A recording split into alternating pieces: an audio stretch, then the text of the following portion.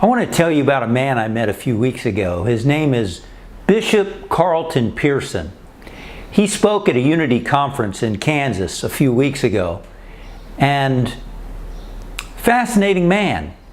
He was a Pentecostal minister, had gone through the seminary of Oral Roberts, and was a close personal friend with Oral Roberts, and went on to have a very successful church in Tulsa, Oklahoma, with some 6,000 members.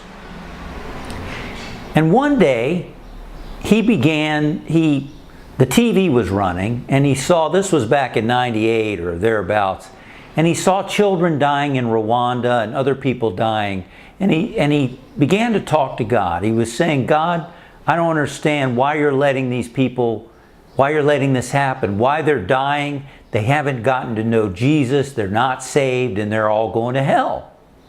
And then he heard God's voice say something like, oh, is that so?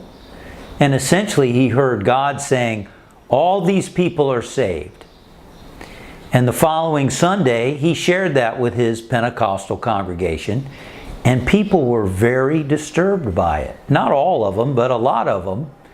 And during that following week, he was getting all kinds of phone calls, and Oral Roberts stopped in to have lunch and basically said, are you sure that's God's voice? It sounds like the devil's voice, and that kind of stuff. Well, the following Sunday, he said something very similar again, and people literally got up and walked out of his church. Over the coming weeks, months, his church went from 6,000 down to like 1,000, and they ended up having to foreclose on the church. And it was just amazing to me how closed-minded people can be, because they've always believed something. They're just going to hold on to that belief. Didn't matter that the bishop had heard God's voice speak to him. Didn't matter that it made perfect sense to a lot of people.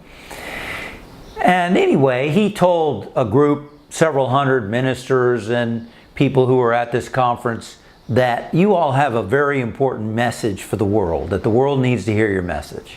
And that message is really that God's love never changes. It's just there. God loves everybody.